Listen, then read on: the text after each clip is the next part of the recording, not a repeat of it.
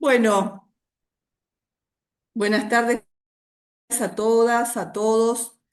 En este repaso que estamos haciendo para el examen de la matrícula de la provincia de Córdoba, hemos invitado a distintos autores que nos tocan leer y hoy he invitado a mi amiga Viviana Bálsamo, que hace muchos años que viene construyendo un espacio para el acompañante terapéutico en el área de la discapacidad escolar, bueno, un trayecto muy largo. Bueno, Vivi, cuando quieras, arranca y después Bueno, dejamos la última parte de preguntas, como lo venimos haciendo. bien. Bueno, buenas tardes. Gracias, Silvi, por darme la oportunidad acá de estar en esta instancia de un momento para quienes venimos hace tantos años trabajando en el acompañamiento tan histórico. Así que es un gustazo poder acompañar a estos acompañantes que van a estar ahí rindiendo este examen, que bueno, que a lo que voy con la posibilidad de que todos nos podamos, porque venía escuchando esto de que, bueno, en el Congreso también se acercaban algunos, ¿no? Voy a llegar, no voy a llegar. Digo, pensar que esto es una posibilidad también, ¿no? Para que ustedes puedan acercarse a estos contenidos. Y a esta experiencia, como decía recién la compañera, de poder enfrentar un examen como va a ser de este calibre, ¿no? Que yo creo bueno, que Ujú. ya pasar por esa experiencia es importante. Esperemos que los resultados para todos sean buenos, pero por lo pronto también vivan la experiencia, ¿no? Aprovechar estos espacios, poder encontrarnos, me parece que eso también enriquece el proceso a lo que lleva este examen. Bueno, vamos a ir un poco al grano. Ustedes tenían un texto de mi primer libro, les cuento, ya que estamos, yo tengo 3 libros de acompañamiento terapéutico. Mi primer libro es el de acompañamiento terapéutico en la discapacidad. Mi segundo libro son bitácoras clínicas, que son todos extractos clínicos con comentarios. Y mi último libro que saqué ahora es Clínica del Detalle, el saber hacer de la T, que es allí ya propongo una perspectiva clínica para que de la cual el acompañante pueda trabajar. Allí hay una propuesta. Bueno, este capítulo pertenece a mi primer libro. En aquel primer libro, Acontecimiento y Emancipación, Clínica de la T en la Discapacidad, me encuentro conversando con distintos referentes para mí, que posiblemente también lo sean para ustedes, sobre algunos temas que venían convocando mi práctica, ¿no? Y a partir de allí empiezo en cada capítulo a abrir temas que al menos en mi trayectoria han sido fundamentales, ¿no? Por eso en el libro se van a encontrar con el AT en el escenario escolar, el AT en el escenario familiar, el AT en el equipo interdisciplinario y en este caso el AT en la clínica de la discapacidad. Para este capítulo lo invito a Esteban Obando. Esteban Obando es un analista y acompañante terapéutico de Colombia, con el cual tengo la oportunidad de encontrarme en un Congreso Internacional de Acompañamiento Terapéutico en Sao Paulo hace muchos años. Allí nos cruzamos en este espacio y empezamos a intercambiar nuestras experiencias porque él también trabaja en el ámbito de la discapacidad en Colombia. Así surge este lazo con él y también así surge este texto que escribo con él. El interrogante que nos convoca inicialmente es si el AT que trabaja en la discapacidad necesita una formación específica. A ver, ¿necesita una formación diferente? ¿Necesita una especialización? ¿Necesita...?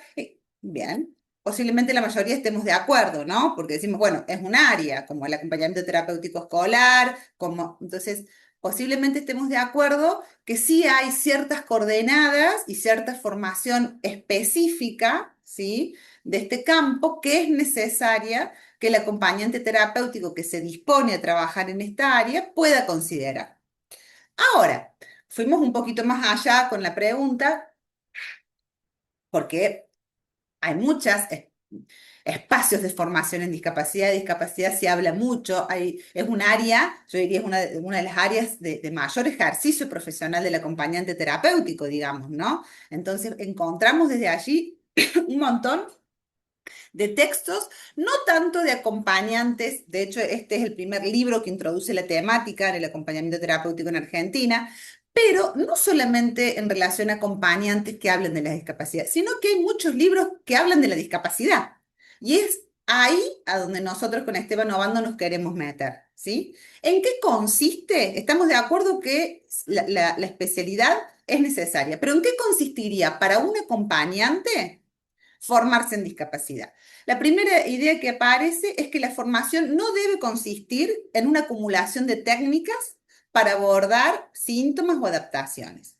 Que un acompañante no va a una formación a decir, bueno, tengo que formarme en terapia ocupacional, o tengo que saber qué hacer desde las distintas áreas de rehabilitación o qué técnicas incorporar para cuando voy con el niño incluirlo en la escuela. Digo, no es una formación que consiste en buscar herramientas o técnicas entendidas como aquellos instrumentos que se aplicarán a una persona con determinado diagnóstico, ¿no?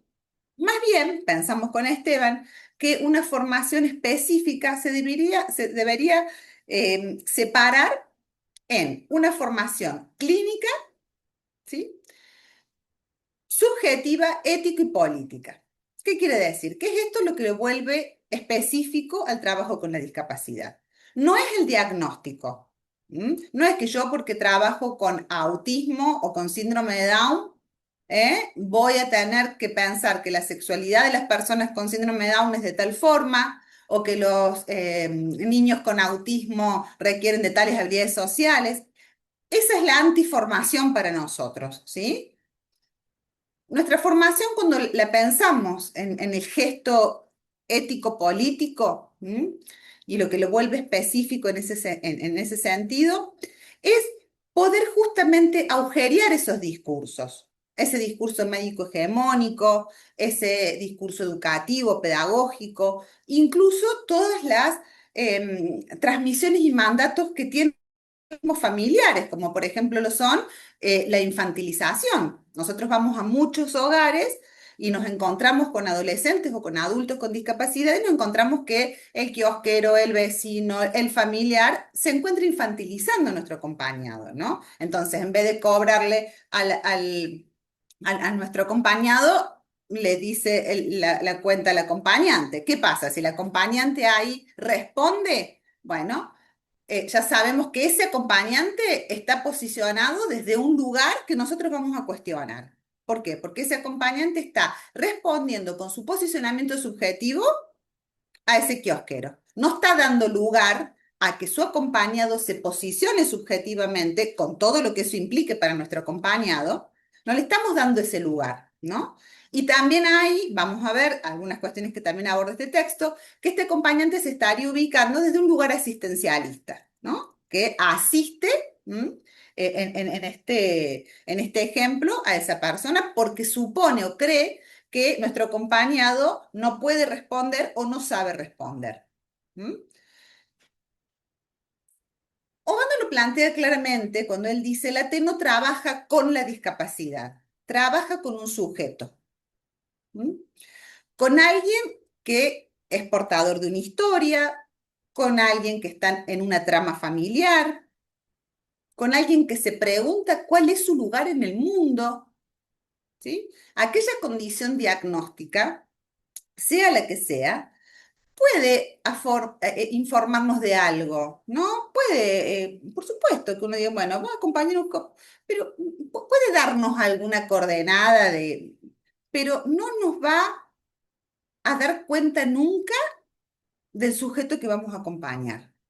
Nos va a dar cuenta de la representación que nosotros tenemos del síndrome de Down. Entonces nos van a decir, tiene que trabajar con un adolescente con síndrome de Down. Perfecto. Nosotros vamos a ir en nuestro backup interno a decir, bueno, a ver, el síndrome de Down, ¿cuál es la información que tengo? Alguno medio ansioso va a ir a buscar información sobre el síndrome de Down. Digo, pero eso no tiene nada que ver con el acompañamiento terapéutico, ¿sí? Después, cuando nosotros nos encontremos con ese sujeto, ese sujeto nos va a decir qué de ese síndrome de Down que él habita, cómo lo habita. Y también la familia, según cómo se posicione, nos va a decir acerca de cómo ese acontecimiento, de esa información diagnóstica, se ha desplegado en cada uno de ellos, ¿no? Eh, en este punto, otro aporte que hacemos con Obando viene de la mano de cuál es el lugar en la transferencia. ¿Sí? Considerando que la T necesita formarse en esto que les vengo planteando, en cómo ubicarse frente al sufrimiento del otro, en cómo alojar esa demanda singular del otro, en cómo puedo leer los detalles que me van orientando hacia dónde ir en la relación con el otro. Un acompañante necesita formarse para pensar cómo ubicarse en todos estos ejes, no para pensar cómo ubicarse frente al síndrome de Down o la discapacidad o la psicosis o lo que sea, ¿no? Por eso esa es la tensión que aparece como en este texto, ¿no? Y plantea la transferencia, el texto plantea que la transferencia es la brújula que permite trabajar clínicamente, incluso escenas cotidianas que aún no conocemos. ¿Qué quiere decir? Entendiendo la transferencia como aquello que ocurre en el encuentro con el otro, que no está predeterminado, porque está en juego tanto el inconsciente del acompañante como del acompañado, entonces no hay manera que predeterminemos qué va a suceder en una situación de tensión en la escuela. ¿Qué va a suceder? No, nos vamos sorprendiendo con las distintas situaciones que vamos viviendo. Y transferencialmente nos vamos ubicando en un lugar de referencia para el otro. Nos podemos ubicar y podemos tener el ropaje de la madre, de la maestra, de la hermana, de la amiga, del primo, del novio. Son ropajes por los que el acompañante terapéutico transita. Son lugares en donde el otro posiblemente pueda construir algo en relación a eso.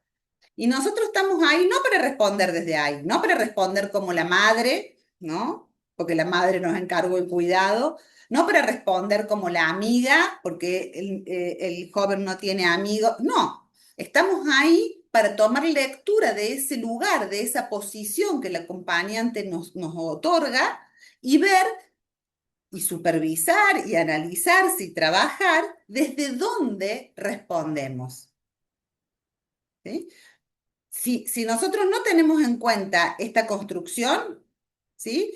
Por ejemplo, algo que se cae es la regla de la abstinencia. Si yo voy a responder frente a una demanda de un niño como Viviana Bálsamo, ahí se cae mi regla de la abstinencia, ¿sí? ¿Por qué? Porque a mí me puede mover esa escena un montón de cuestiones personales, me puede dar bronca, me puede dar ternura, me puede dar miedo. Y si yo actúo eso, o con la madre, en el lugar que me pone la madre, si yo actúo esas posiciones, posiblemente la abstinencia caiga, ¿no? Junto con el tratamiento, por supuesto. En la discapacidad, el, el malentendido, podríamos decir, y esto es un poco lo que plantea el texto, de los diagnósticos ocurre cuando estos diagnósticos se vuelven la carta, ¿no? O se vuelven la carta de presentación de nuestro acompañado. Y acá abrimos las distintas escenas en donde esto pasa, ¿sí? Las distintas áreas en donde nos movemos. Por ejemplo, en la escuela. Podemos ser convocados para trabajar en la escuela con un niño con algún diagnóstico y las personas que nos están recibiendo en la escuela esperar que nosotros acompañemos al autismo, por ejemplo, y cuestionar nuestro posicionamiento. O que, por ejemplo, el niño que tiene un diagnóstico de hiperactividad, la escuela puede esperar que nosotros vayamos a calmarlo. Nosotros no vamos a calmar a nadie ni le vamos a decir a nadie que se quede quieto. Pero dentro de los ideales, digamos, ¿no? Y de las concepciones que están descritas en ciertos diagnósticos, tanto la familia como la escuela puede otorgarnos ese lugar, ¿no? El niño que no se relaciona con nadie. Bueno, ¿a dónde vamos a caer? para la escuela o la familia, ¿no? El acompañante lo va a sacar y va a hacer que se haga amigos. No, no estamos ahí para hacer que se haga amigo nadie. Estamos ahí para preguntarle al sujeto qué quiere hacer con eso que le pasa y el otro le demanda. ¿Escucharon eso, no? Estamos ahí para preguntarle al sujeto qué quiere hacer con eso que le pasa y el otro le demanda. Bueno, una pregunta que también es interesante que nos hagamos nosotros nuestro propio análisis, digo, pero vamos ahí para eso. Entonces ahí lo despejamos, ¿no? Del síndrome de Down, del autismo. Por eso insistimos en varias partes del texto que la formación tiene que ver con una formación ética, política, subjetiva, eh, y no tanto con una formación basada en contenidos de, por ejemplo, ¿no? Podrían ser cómo trabajar con tal cosa, ¿no? O cómo el acompañante puede trabajar. No, no digo que un acompañante no tenga que tener nociones de cómo acompañar a un niño autista. Por supuesto que sí, pero siempre teniendo en claro que nosotros no acompañamos el autismo. ¿Sí? Nosotros acompañamos a un sujeto que está intentando arreglársela con eso que le pasa y con un entorno que también está intentando arreglársela con eso que le pasa o con eso que hace este sujeto con lo que le sucede. Allí, digamos, en esta crítica a la hiperespecialización, ¿no? Y que se rescata, que se recupere la transferencia, la singularidad, la ética, ¿no? Donde se sostiene eh, esa posibilidad de pensar que cada acompañamiento es una oportunidad para producir un encuentro con la diferencia, con lo inesperado, con aquello que no entra en un saber previo. Y este es otro aspecto que me parece que es importante introducir.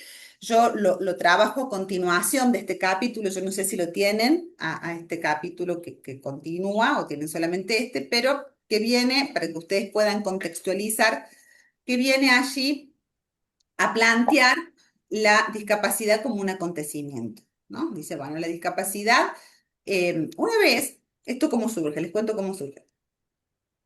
Yo coordinaba grupos de madres en un hospital en Buenos Aires. Estaba haciendo la especialización en familia y discapacidad. Con Blanca Núñez, que era una referente muy importante de aquella época. Estábamos con un grupo de mamás y estoy hablando de esto hace 15, 20 años, ¿no? Hace mucho tiempo. Una mamá, cuando le preguntan, haciendo referencia al diagnóstico, dice, ¿cómo fue para usted la experiencia la primera vez que escuchó el diagnóstico de su hija? ¿No? Para eso eran los grupos. Y ella dice, para mí fue como la bomba de Hiroshima. La verdad que esa metáfora para mí fue tan potente, porque cuando le preguntamos qué quería decir eso, que ella había, esa metáfora, qué había implicado, cómo es esto de la bomba, ¿no? Como investigamos un poco más eso que ella había ahí condensado en esa metáfora. Y ella dice, todo lo que yo hasta ese momento tenía armado se desarmó. Todo lo que yo creía que sabía o que tenía que hacer con un hijo, en ese momento se desarmó. Y de pronto estaba parada en una ciudad derrumbada, perdida, sin saber a dónde ir.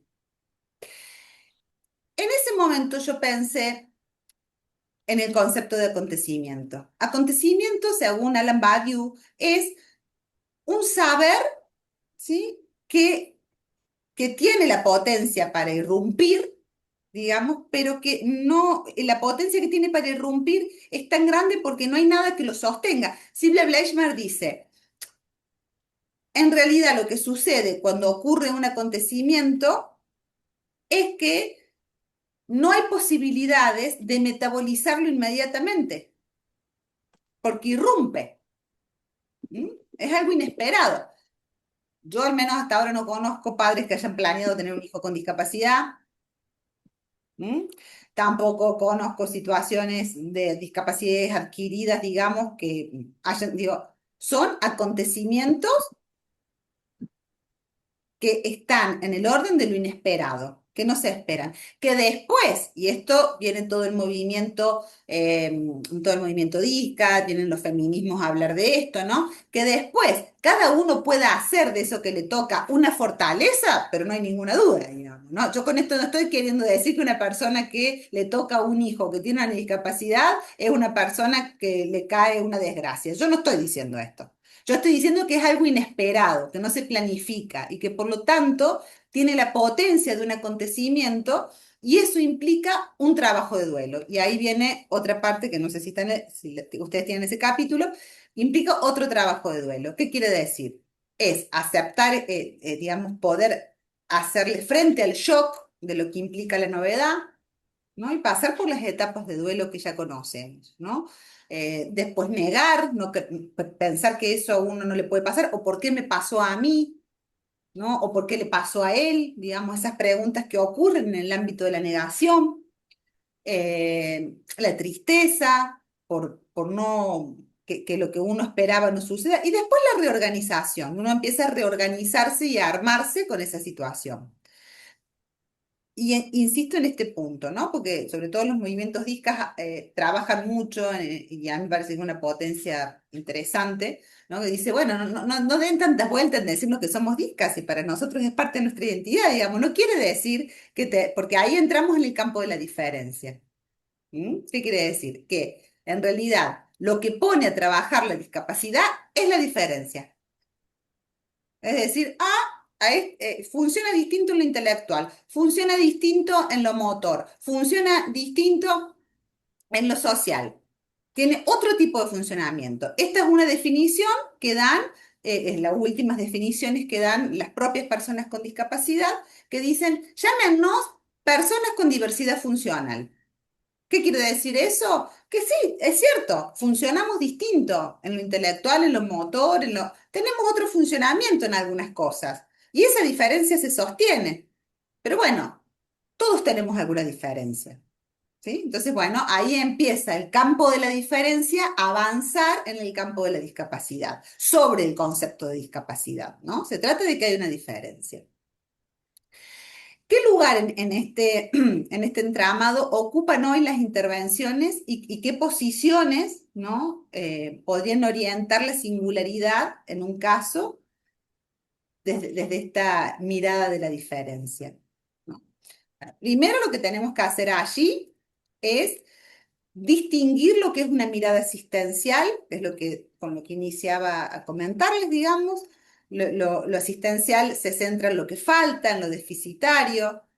La rehabilitación intenta compensar para que un sujeto llegue a dar su máximo para caminar como debería caminar, bueno, no sé quién, alguien que camina de una manera, o fulanito debería rehabilitarse todos los días para poder hablar digo, siempre en el modelo médico hegemónico, las rehabilitaciones que parten de esta perspectiva, porque hay rehabilitaciones que no, digamos, apuntan a normalizar al sujeto que está sostenido desde un ideal, ¿no? Por lo general, este ideal de sujeto al que el modelo hegemónico quiere dirigirse es un ideal de sujeto que tiene que ver con ser blanco, con ser heterosexual, ¿sí?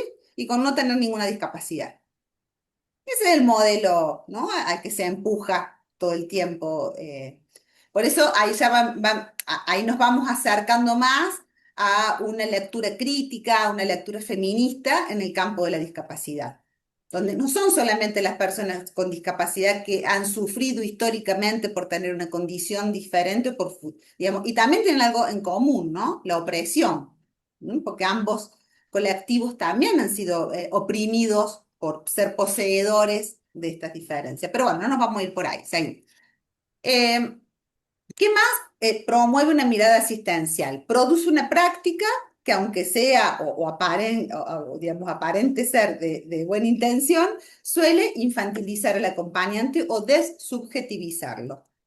En cambio, una mirada clínica, que es la que proponemos con Obando en este texto, coloca al sujeto por encima del diagnóstico, trabaja con la singularidad, no con la generalidad, no busca corregir ni normalizar, sino acompañar procesos subjetivos, se orienta por la transferencia, la escucha y el encuentro. Atiende los detalles, a los que emerge cada escena, lo inesperado, y produce condiciones para que algo del deseo de cada sujeto pueda aparecer. La cuestión clave aquí sería que la mirada asistencial se organiza alrededor de algo que falta, ¿no? O de un modelo al que hay que llegar. La mirada clínica se organiza alrededor de un encuentro subjetivo en el cual emerja la posibilidad de que nuestro acompañado pueda decir algo de eso que le pasa, ¿m? Más allá de los otros. Eh, ¿Qué rol, entonces, el acompañante terapéutico, podríamos pensarlo en la inclusión, mal llamada inclusión, digamos, social de las personas con discapacidad, desempeñaría el acompañante? Bueno, acompañar al sujeto en su acceso a espacios comunitarios, ¿sí? Ayudar a desarmar las barreras simbólicas. Ahora, cuando hablamos de barrera, esto es algo que quisiera como aclarar porque ustedes cuando empiecen a trabajar con discapacidad van a escuchar esto por todos lados.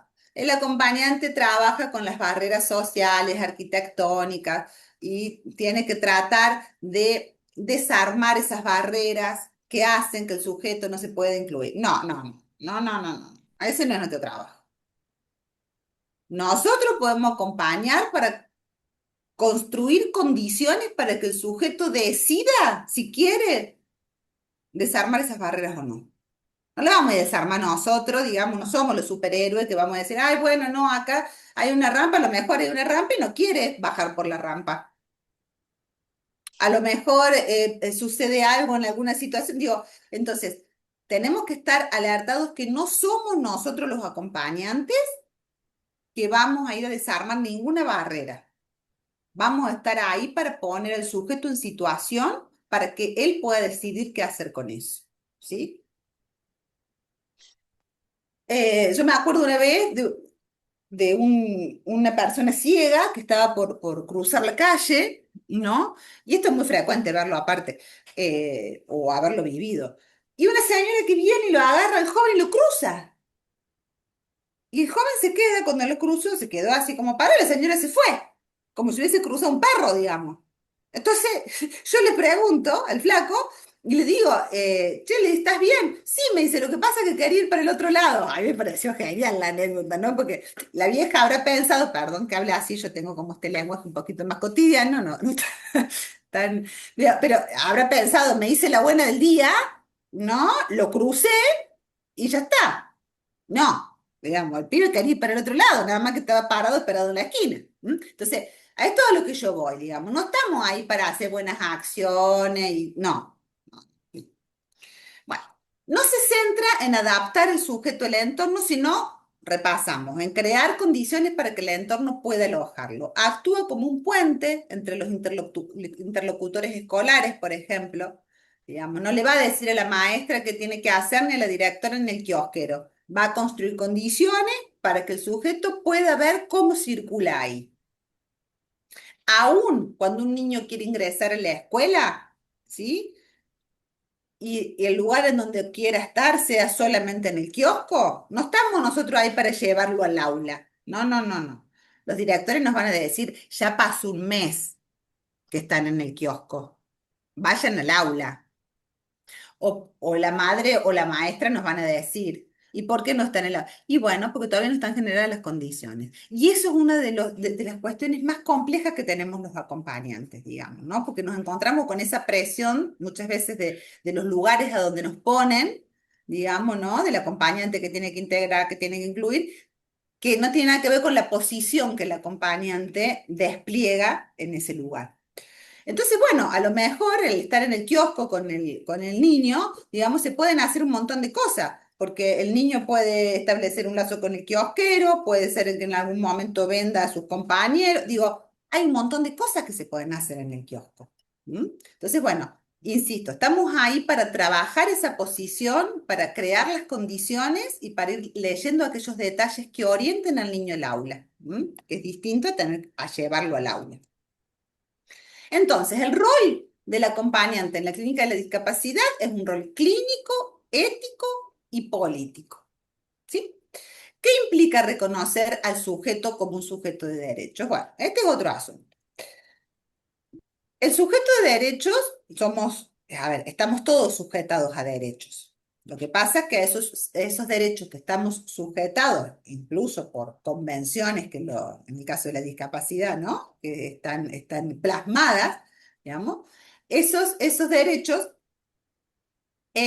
no siempre se cumplen. Y acá vamos lo mismo que las barreras, ¿no? Muchas veces eh, se reduce, ¿no? Se reduce la discapacidad a la cuestión de que tiene derechos. Entonces, no, bueno, como tiene la discapacidad, tiene el derecho de entrar gratis a esto, tiene el derecho del colectivo no sé qué, tiene el derecho de tener el acompañante, tiene el derecho. Entonces ahora, bueno, tiene el derecho de todo, digamos, ¿no? No. Vamos de vuelta con el tema de las barreras, ¿sí?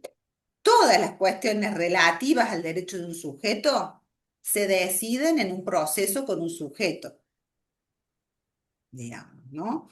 Eso es importante, porque sobre todo cuando se saca el CUD o todas estas cuestiones, a veces aparecen inmediatamente los padres con estas demandas, ¿no? Bueno, pero ahora esto y esto, y sumemos esto otro, y también porque tenemos esto, aprovechemos esto, y el sujeto queda en el medio dando vuelta como una calecita que le enchufan cosas, ¿no? Entonces, bueno, eso es importante saberlo.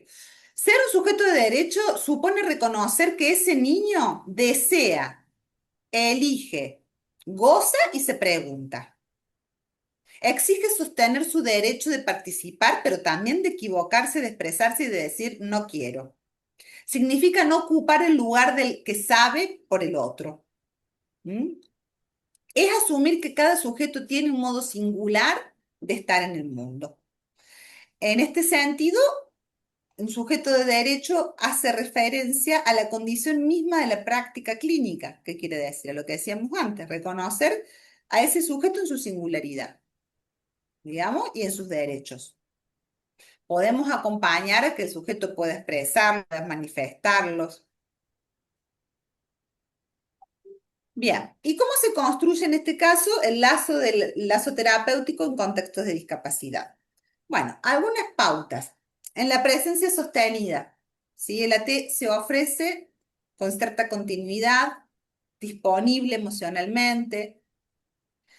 También se construye a través de la transferencia, como hablábamos antes, donde el sujeto deposita a aquellos personajes y allí se juega la intervención.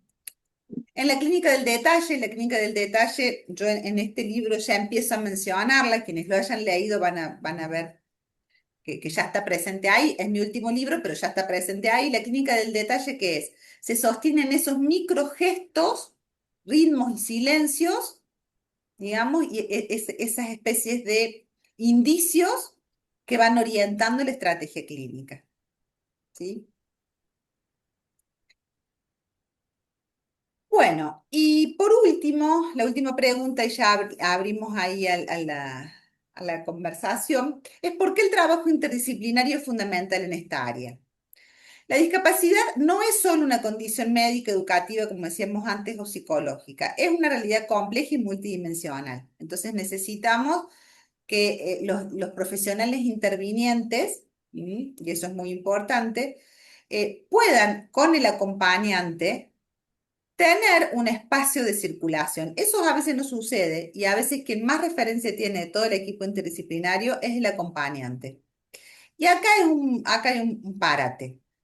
El acompañante se tiene que advertir que no está ahí para ser chivo expiatorio de nadie. Yo no sé quién dijo eso alguna vez en el acompañamiento terapéutico, pero el AT no es chivo expiatorio de nadie, ¿sí? O sea, el acompañante no va a ir a decirle al psicólogo todo lo que hace con su paciente, porque viola la intimidad de su encuentro. El acompañante no va a ir a darle herramientas a la escuela y de decirle, mire, usted a partir de... No.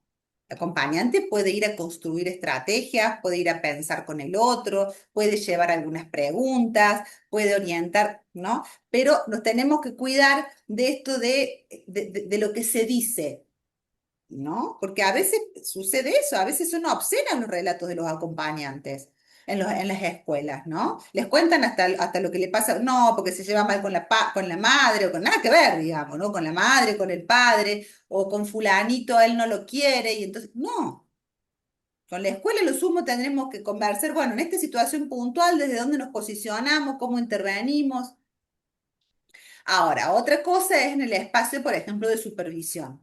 El espacio de supervisión, digamos, ahí sí tenemos la posibilidad de poder contar no solamente aquellas cosas que nos interrogan, sino lo que nos pasan a nosotros con el caso, ¿sí? Pero son espacios distintos. El trabajo en equipo, ¿sí? Y lo que uno puede transmitir a nivel de información en una supervisión, por ejemplo.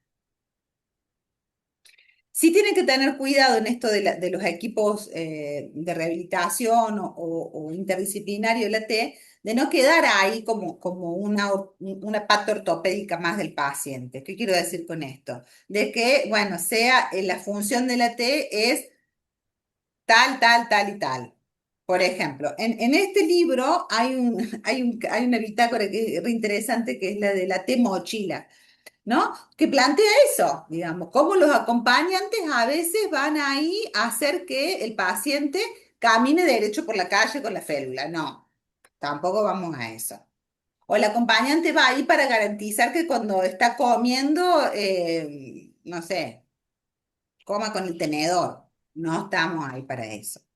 ¿No? De vuelta. Entonces, sí tiene que cuidarse en estos equipos de rehabilitación el acompañante de no caer en la transferencia en esos lugares ortopédicos, digamos, en donde al final el acompañado termina siendo un objeto de intervención y no un sujeto, ¿sí?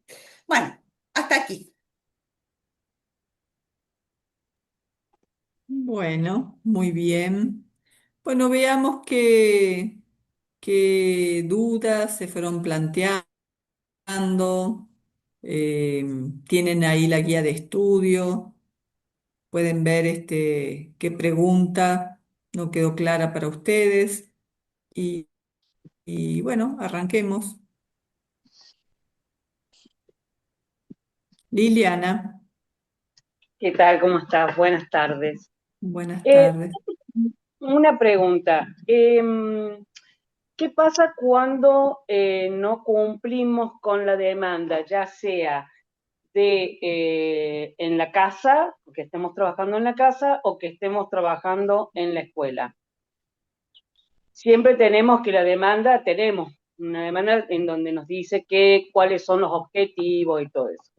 ¿Qué pasa y cómo respondemos nosotros ante una demanda que no se cumple porque nuestro acompañado todavía no es su momento, no están dadas las condiciones y todo eso?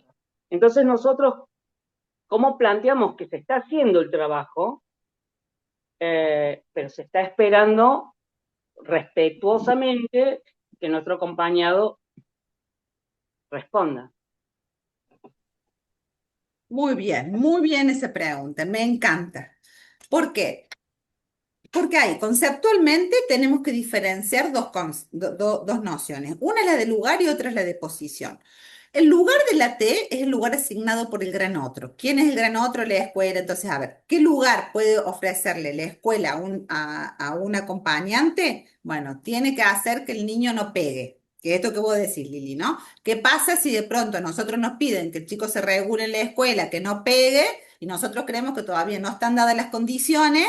Y necesitamos esperarlo, ¿no? ¿Cómo nos arreglamos con ese lugar que nos otorga la escuela? También puede ser un lugar que nos otorgue la familia, ¿no? Viene para tal cosa. Esos son lugares. La posición es otra cosa. La posición es eso que se va anudando, que se va construyendo en el caso a partir de lo que nosotros vamos trabajando en la supervisión. Esa es la posición, digamos, ¿no? Entonces, es muy importante esto que vos traes porque nos ayuda a diferenciar el lugar de la T de la posición. El lugar es el lugar que nos ponen y la posición es la posición que se construye.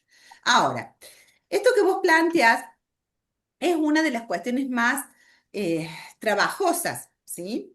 ¿Por qué? Porque muchas veces el niño no está, por ejemplo, el niño Los que son los trastornos, por ejemplo, de ansiedad por separación, niños que no quieren entrar a la escuela, ¿no? Y a nosotros, digo este porque es el caso más paradigmático, y nosotros estamos ahí para que el niño pueda entrar a la escuela porque no se puede separar de su mamá. Entonces, el acompañante va a ser como de puente para ingresar y estar. Pero no hay forma, el niño se queda en la vereda, se escapa, llora, grita.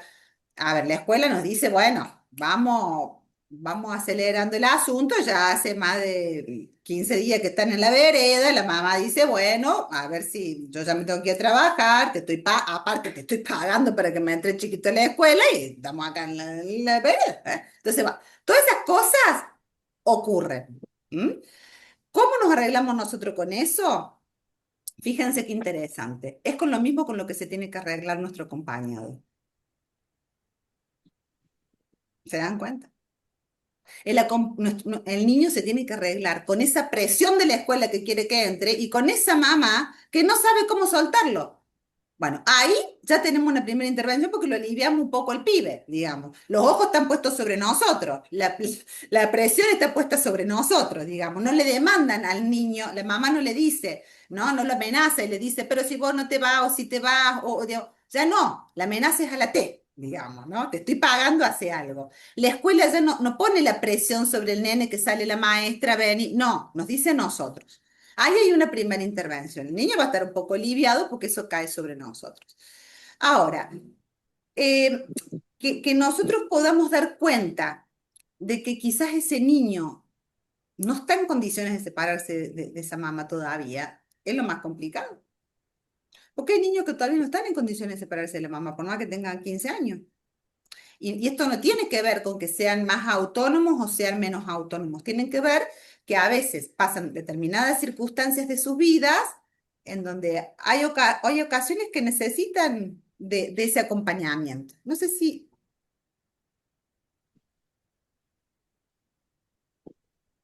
¿Pasa algo, Vivi? Ahí está, me parece que me congelé yo o se congelaron No, todos. no, no, no, no, no. No, Te estábamos no, escuchando bien. estaban escuchando bien. Bueno, entonces, hay un autor, un psicoanalista que se llama Pourmenier, que plantea que lo que hay que hacer son maniobras para ganar tiempo. ¿Por qué? Porque es cierto que por más que a nosotros nos dé mucha impotencia y a veces enojo tener el ojo de la escuela acá, la demanda de la mamá acá y que no nos dejen trabajar tranquila con los chicos, es cierto que eso es parte de la demanda. Ese niño ingresa a nosotros con esa madre y con esa escuela. Entonces, no sirve de nada hacerse, digamos, lo loco con la madre, que es sobreprotector y con la escuela. O sea, eso no sirve de nada, porque no estamos tomando lectura de la demanda. La demanda viene, la demanda del niño, la demanda de la escuela y la demanda. Entonces, tenemos que aprender a hacer ciertas maniobras. Ahí en mi último libro, La clínica del detalle, una de las funciones se llama maniobra del lazo, maniobra y rodeo del lazo, digamos. Tenemos que hacer ciertas maniobras, ciertos rodeos, digamos, para ayudar a ganarle tiempo, para que pueda ganar tiempo nuestro acompañado. Bueno, hay varias estrategias. Yo la que más suelo utilizar es hacerme la tonta. ¿Qué quiere decir que es la estrategia de hacerme la tonta? Cuando la mamá viene y me dice, no, pero ya hace un montón de tiempo, que esto, que lo otro.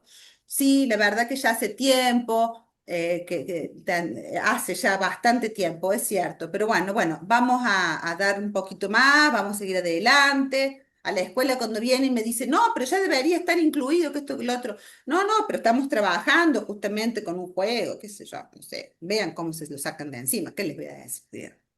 ¿Qué Sí, quiero lo que decir pasa con es que esto? muchas veces Sí. el tiempo de nuestro acompañado, que no son los tiempos de la demanda, porque siempre son más lerdos el tiempo del acompañado que el de la demanda. Entonces, por ahí ha pasado que te dicen hace medio año que están en la misma, y ahora qué hace, bueno, entonces por eso a eso iba, a esa demanda, es decir, bueno, le explicás que el acompañado no está en condiciones, pero Es que a veces la explicación, Lili, no cae en el otro, porque si fuese tan fácil, digamos, le explicaríamos desde el principio y nos darían lugar. Por eso digo que hay que hacer maniobra. Una puede ser esta, de vez en cuando haces un poco el tonto, digo. ¿Qué quiero decir con esto? No explicar tanto, porque aparte uno se termina enredando. Te voy a decir, bueno, pero eso Sí, ya me lo dijiste. Entonces, a veces el ganar tiempo de decir, bueno, sí, ya lo estamos trabajando, a veces el rodeo es una estrategia, en algunos momentos, ¿sí? En otros momentos es pedirle, por ejemplo, a la escuela que nos entregue algunas estrategias que ellos están pensando para que podamos pensarlo juntos y ponernos a trabajar con la escuela. Por más que esa estrategia después nos sirva, no importa, digo, pero ¿qué sí. es lo que nosotros tenemos que hacer? Nosotros tenemos que ganar tiempo y no siempre la escuela y la madre van a entender eso. Porque si fuese tan, insisto, si fuese tan fácil, digamos, la primera explicación que le di, digamos, a veces eso no es posible. Entonces, el rodear un poco el asunto, el hacer reuniones con la escuela por fuera del caso, el hacer reuniones con la madre por fuera del caso, y escucharla que está mal porque el chico no puede entrar a la escuela y que no sé, a veces es eso. A veces es decir, bueno, mire, vamos a tener una reunión, nos juntamos, no sé qué, sin el niño, y bueno, le escucho. A veces es dar que puedan descargar toda esa ansiedad y toda esa angustia, ¿sí? Eso Y uno sería un puede trabajo escuchar, sí. Sí, Lili, no te escucho. No sé si soy yo sola la que no te escucho bien. o... Eh, Y no, eso no, yo no sería lo escucho. Ha quedado congelada. ¿Habrá otra pregunta de otra No, persona? Nos quedan 10 minutitos. Ah, hola bueno. Silvia, buenas Silvia, tardes. yo me quedé con una Luz, duda de algo, sí, de algo que dijo la licenciada. ¿Qué Sí, tal? En una parte que decía, estamos para preguntarle qué quiere hacer el otro. Yo no, sí. o no lo escuché del todo, pero ahí un poco me quedó la duda porque con algunos autores lo que veíamos es que, bueno, nuestro posicionamiento era ni hacer, por supuesto, lo que nosotros queremos, que eso desde el vamos ya no, pero tampoco que sea totalmente lo que quiere el otro, sino como un posicionamiento más intermedio. Pero yo en una parte no sé si no terminé de escuchar la frase que decía, estamos para preguntarle qué quiere hacer él. Sí, ujú, es esa la pregunta y es esa mi posición y cada autor puede tener su posición, ¿sí? Cuando yo me refiero, gracias Luz por esta pregunta, cuando yo me No, refiero gracias. a preguntarle al otro qué quiere hacer con eso que le sucede, no me refiero a que nosotros nos pongamos en un rol asistencialista de hacer lo que el otro nos dice que hagamos. No. Me refiero a que si yo estoy trabajando con mi acompañado, vamos a volver al caso del niño que no quiere ingresar a la escuela y mi acompañado me está diciendo que no quiere entrar a la escuela, yo no puedo desoír eso. Entonces, ¿qué quiere decir? ¿Voy a trabajar para que, para que el niño se quede toda la vida ahí? No, pero puedo construir un puente con los autitos que lleguen hasta la puerta de la escuela. Puedo arriesgar algo y ver qué pasa con ese caminito todo de autitos que hice hasta llegar a la escuela. Si el Claro. chico derrumba la hilera, si a lo mejor hace otro caminito al lado de la hilera de los autitos, y entonces así podemos simbólicamente empezar a construir un espacio hacia la escuela. Digo, pero no es sin esa pregunta, no es sin la coordenada que nos da nuestro acompañado, digamos, ¿no? A Claro, eso me sí, no, refiero. disculpe, sí, ahora lo comprendí. Los otros autores hacían referencia justo a eso, que no era desde un rol asistencialista. Ah, Destaco eso. sí. Sí, justo eso. Gracias, disculpe. había otra pregunta ahí que... Yo, hola Silvia, Eduardo, ¿cómo estás? ¿Cómo va hola. Viviana? Buenas tardes. Hola Edu, ¿qué tal? Muy bien. Entonces, también volviendo a lo del niño que no quiere entrar a la escuela, Sí, entiendo que también tiene que ver con las habilidades de negociación nuestra, tanto como ajá, para la escuela como para la familia. Porque, por bien, ejemplo, yo he tenido un paciente durante 9 años con 55 años y aún seguía siendo asistido por su madre de 82 años. O sea, sí. es como esto que usted decía de la anticipación, de siempre anticiparlo, y ahí también entra realmente el rol nuestro del preencuadre hacia el encuadre. Quiero Bien. entender de esa manera, ¿verdad? Bien.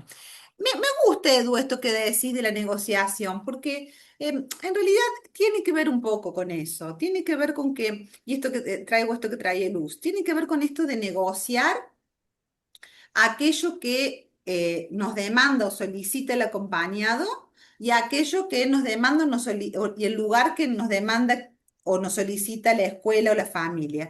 Hay ahí en ese entre una negociación que tiene que hacer el acompañante para que no se pierda el lugar de sujeto del niño o del adulto a quien acompañemos, pero a la vez también no desconocer que eso que aparece del otro lado tiene que ver con el caso. Entonces, esa negociación entre decir, bueno, ¿cómo me la arreglo? Esto que planteaba Liliana, ¿cómo me la arreglo? Entre eso que me demandan, con el tiempo de mi sujeto, con el tiempo del sujeto que yo estoy acompañando y conmigo. ¿Cómo nos arreglamos? Creo que la negociación es una buena palabra para eso. Sí, Giselle. Sí, hola, buenas tardes. Eh, Quería preguntar un poquito por el trabajo articulado con el equipo interdisciplinario, eh, porque bueno, en mi experiencia lo que ha pasado es que por ahí como que depositan todo, o sea, ellos trabajan a lo mejor una o dos sesiones semanales y vienen con información para la familia y la familia la baja automáticamente al acompañante, ¿no? Que hay que trabajar en esto, que hay que hacerle hacer aquello, que esto, que tiene que lograr acá, que para la semana que viene esto, y de repente cuando nosotros por ahí buscamos guía o inclusive ponemos aportamos información al equipo sobre lo que está pasando en el día a día, que por ahí no es lo mismo que se ve en el consultorio, yo siento que tenemos un vacío y una soledad terrible, que nuestra palabra es poco valorada y escuchada, y que por ahí estamos a la deriva y que cuando pasa algo, como que somos los primeros responsables de que las cosas no salieran como debían. Entonces, bueno, quiero saber tu opinión, tu orientación sobre trabajar articuladamente con el equipo desde nuestra área. Bueno, esto que traes es interesante porque, fíjense, de vuelta, ¿no? Nosotros somos los que más en paridad con quienes acompañamos estamos, digamos. Muchas veces en esos equipos, porque no todos los equipos son así, Gise, pero en esos equipos que vos decís, casualmente lo mismo que pasa con el acompañante pasa con el paciente. Su voz es poco escuchada, su presencia es poco alojada, o sea, entonces muchas veces el acompañante es como representa, digamos, a nuestro acompañado. Esto, de hecho, son creo que las funciones de Resnicky y Kuras y Mauer, digamos, representa, digamos, aquello que le sucede a nuestro acompañado. Y viceversa, el acompañante a veces representa, por ejemplo, en el hogar o en algunos lugares al equipo, ¿no? Y es donde caen todas las demandas cotidianas de lo que ahí sucede. Bueno, yo les hablo desde la práctica, ¿no? A mí me parece que esto que el acompañante no puede ser, no es una voz, ¿cómo podríamos decirle? Una voz que está al mismo nivel que la de los otros, del psicólogo, del psiquiatra y demás, es bastante frecuente, pero también nos tenemos que hacer cargo que nosotros somos lo que tenemos que hacer que esa voz valga y suene, digamos, ¿no? Entonces, porque de vuelta, ¿no? Nosotros tenemos que acompañarlo a nuestro acompañado a que pueda hacer algo con eso que le pasa para que el otro lo escuche. Bueno, nosotros también, en ese mismo lugar, tenemos que construir estrategias para hacernos escuchar en un equipo. Y muchas veces esas estrategias son leer la transferencia que hay en el equipo, ¿no? Ustedes cuando tienen un equipo interdisciplinario van a ver las transferencias. ¿Qué quiere decir con las transferencias? ¿Quién está ubicado en la punta de la mesa del equipo? Digamos, ¿no? Que por lo general son los médicos, los psiquiatras, digamos, los que están como en un lugar de un saber, ¿no? Más hegemónico. Bueno, ¿quiénes están como en los laterales? Está la terapista ocupacional, la fonoaudióloga, digamos, ¿a dónde se depositan esos saberes? Y en función de que ustedes lean esa transferencia, digamos, también van a tener que aprender a moverse ahí, porque de vuelta, digamos, es con el equipo que se cuenta. Y también se van a dar cuenta que en esas transferencias, digamos, los profesionales, algunos van a tener más empatía con el acompañante y otros no. Sí. Y algunos van a querer utilizar al acompañante para que prolongue su terapia en el domicilio y otros no. ¿Por qué? Porque acá entra otra cuestión clave. No todos los profesionales tienen formación en acompañamiento terapéutico. Entonces, muchos profesionales, el lugar que le dan al acompañante también lo hacen desde un lugar desde el no conocer. Entonces, bueno, que ustedes pueden autorizarse a hablar, no de lo que hacen con Pepito, que se pueden autorizar a hablar, hoy bibliografía no sobra, que se pueden autorizar a hablar del acompañamiento terapéutico, digamos, ¿no? Y a fundamentar sus intervenciones clínicas y a plantear cuáles hay, digamos, que se puedan, como un psicoanalista puede plantear desde el psicoanálisis una intervención freudiana, digo, y pareciera que eso, uy, bueno, tiene, o un psiquiatra puede autorizarse a prescribir un fármaco por... Ustedes también tienen la... Tienen que poder informar, ¿no? Bueno, estas son las funciones de un acompañante. El acompañante acá está en este lugar, está en otro lugar, digamos. Porque si no quedan ahí como un brazo práctico, digamos, ¿no? Como que ustedes van a hacer que el niño se incluya, que el niño salga. No, no, no. Ustedes están haciendo esto porque están basándose en esta estrategia, porque, digo, fundamenten sus intervenciones en los equipos para poder también ganarse ese lugar. ¿Mm? Perfecto, muchas gracias. Bueno, ¿alguna pregunta más? Si no, vamos terminando.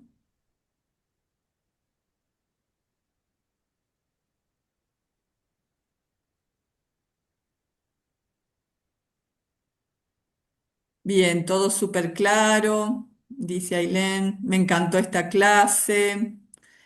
Bueno, Vivi, muchas gracias. La verdad que nos ayuda un montón a prepararnos para el examen. Así que estamos todos en la misma, me incluyo. Bueno, Bueno, nos vemos. sí, nos vemos prontito. Sí, Les dejo quienes quieran por ahí seguir un poco mi formación o les interese participar de alguna de las actividades que hago. Mi Instagram es @bálsamoviviana. Y bueno, si les interesa alguno de mis libros, también se contactan con Silvia, les pasan mi teléfono y seguimos charlando por ahí. ¿Mm? Un gustazo. Muchísima suerte. Nos vemos. Chao, chao. nos vemos, Vivi. Muchas gracias.